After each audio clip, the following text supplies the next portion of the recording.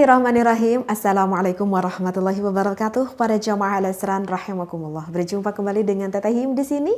Mudah-mudahan kita semuanya selalu berada di dalam rahmatnya Allah. Kali ini ilmu ingin sedikit mengupas tentang istihadah. Meskipun ini adalah yang diperkhususkan untuk para wanita ataupun para istri perempuan, bukan berarti menutup kemungkinan ya wahai para suami di luar sana sehingga tidak mewajibkan untuk mengetahui ilmu ini. Wajib ya para suami juga mengetahui ilmu ini dikarenakan apa? Karena kalau misalkan nanti mendapatkan seorang istri yang tidak terlalu paham tentang ilmu istihadah, maka kewajiban siapa loh yang pertama kali memberitahu kepada istrinya kalau bukan suaminya. Karena istri itu sudah termasuk tanggungan daripada suaminya. Nah, apa sih teh itu istihadah? Kalau istilah istihadah, kalau saya ketemu di dalam kitab Fathul Qarib, definisi dari istihadah itu al-istihadatu huwa adamu al-khariju fi ghairi ayyamil haidi wan nifasi. Jadi yang artinya istihadah itu adalah darah yang keluar dari, kalau kita sekelumit dari referensi ini cukup singkat, definisinya cukup singkat padat. Tetapi ini menunjukkan bahwa di dalam definisi ini bahwa istihadah itu dapat diketemui oleh wanita yang sedang haid ataupun pada wanita yang sedang nifas. Oleh karena itu secara garis umumnya istihadah itu bisa mendapati kepada wanita yang sedang haid ataupun istihadah di dalam haid dan juga ada istihadah di dalam nifas. Nanti ketentuan hukum dan juga ilmunya pun itu akan berbeda-beda seperti itu. Nah, contoh nih kalau misalkan istihadah di dalam haid ini cuman contoh secara garis besarnya aja karena nanti insya Allah akan lebih mengelupas istihadah yang lebih dalam. Misalkan contohnya seperti ini. Di dalam masa ukuran waktu haid, wanita itu tidak boleh mengeluarkan haid kurang dari 24 jam. Jika wanita mengeluarkan darah haidnya kurang dari 24 jam, berarti yang kurangnya itu sudah termasuk istihadah. Ataupun dari ukuran waktu masa maksimal, wanita itu tidak boleh mengeluarkan haidnya itu melebihi dari 15 hari. Jika ada seorang wanita mengeluarkan darah melebihi dari 15 hari, berarti darahnya itu adalah bukan darah haid, tetapi itu adalah darah istihadah.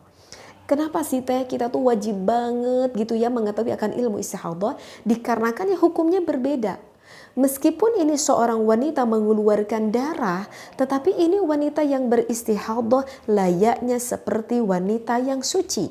Sehingga tetap wajib sholat, tetap wajib mengaji Al-Quran. Jika sudah punya suami, jika suaminya ingin melakukan ibadah, ini istrinya tetap wajib melayani suaminya.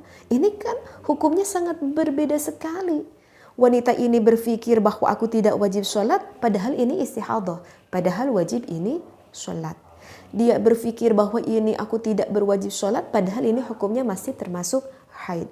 Tidak boleh sholat. Fatal sekali kan. Nah oleh karena itu wajib sekali apalagi bagi seorang perempuan harus mengetahui secara detail bagaimana sih itu kriteria tentang istihadah.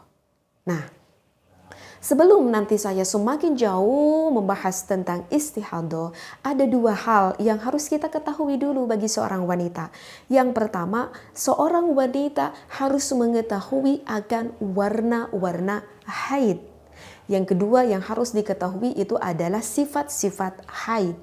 Kenapa seperti itu? Karena warna haid dan juga sifat haid itu bisa menentukan apakah ini nantinya darah istihadah ataupun darah haid.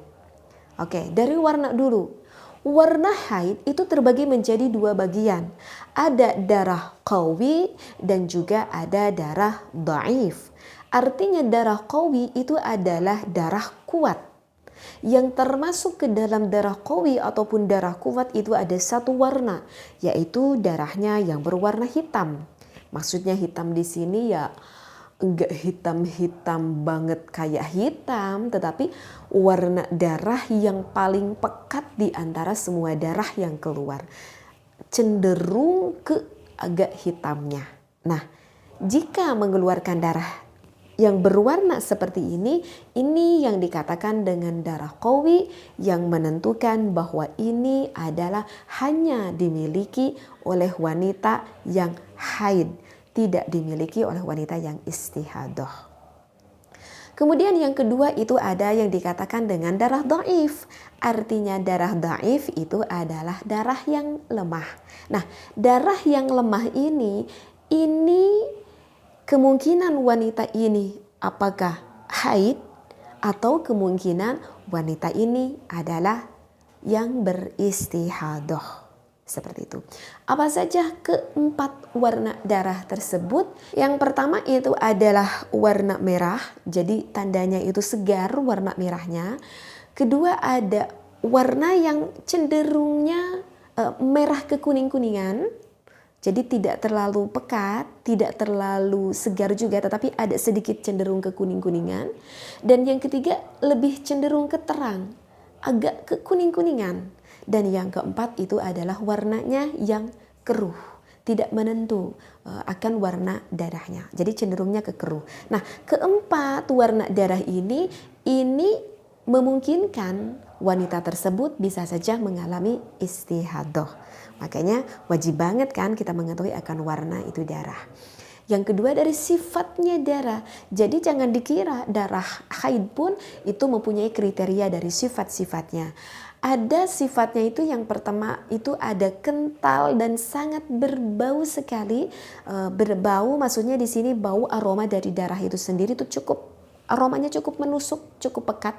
Nah, yang kental dan berbau ini yang menentukan wanita tersebut ini adalah darah haid. Dan ada ketiga sifat lagi yang kemungkinan bisa saja ini adalah istihadah, yaitu hanya kental saja, atau hanya dimiliki berbau saja, atau tidak kental dan juga tidak berbau. Nah, yang ketiga sifat ini mungkin saja itu adalah istihadah. Oke, sekarang sudah mulai agak terbayang ya. Jadi warna dan juga sifat yang harus kita ketahui dulu. Nah, sekarang yang akan lebih mengkerucut tentang keistihadah, kita secara garis besarnya dulu. Istihadah secara garis besarnya itu terbagi menjadi dua kasus lah ataupun terhadap dua sosok seorang wanita secara garis besarnya, secara globalnya ya. Sebetulnya sih kalau istihadah itu nanti terbagi menjadi 7 bagian. Yang ke-7 bagian itu terbagi menjadi 2. Yang pertama itu terjadi terhadap seorang wanita yang belum pernah sama sekali mengeluarkan darah haid. Dan itu wanita tersebut kalau secara fikih dikatakan adalah mubtada'ah ya. Jadi sekali lagi wanita yang belum pernah haid sama sekali itu dikatakan wanita mubtada'ah. Nah, dari sosok wanita yang belum pernah haid sama sekali itu terbagi lagi menjadi 2. Ada mubtada'ah mumayyizah dan ada juga mubtada'ah ghair mumayyizah. Nah, itu yang pertama. Secara garis besarnya. Secara garis besar yang kedua itu adalah mengenai wanita yang pernah mengalami haid. Dan kalau menurut fikih, wanita yang pernah mengalami haid itu dikatakan dengan wanita mu'tadah. Nah, dari wanita yang mu'tadah itu terbagi lagi menjadi 5 klasifikasi, terbagi menjadi 5. Ada mu'tadah mumayyizah, ada mu'tadah ghair mumayyizah, dan selanjutnya. Sehingga dari 2 secara garis besar itu kalau dikerucutkan akan istihadah itu terbagi menjadi 7 bagian. Masya Allah, ini emang agak cukup harus berpikir. Tetapi insya Allah tidak akan saya terangkan satu persatu apa saja teh. Itu terangkan dong mubtada'ah mumayyizah atau mubtada'ah ghair mumayyizah dan selanjutnya. Nah, ini tidak akan cukup pembahasannya. Insya Allah di pembahasan selanjutnya saya akan menerangkan yang pertama yaitu istihadah mubtada'ah ghair mumayyizah ya. Mudah-mudahan sedikit dulu ilmu yang saya sampaikan ini tetapi bermanfaat bagi kita semuanya, terutama bagi para wanita ini wajib sekali mengetahuinya. Wallahu a'lam. Wassalamualaikum warahmatullahi wabarakatuh.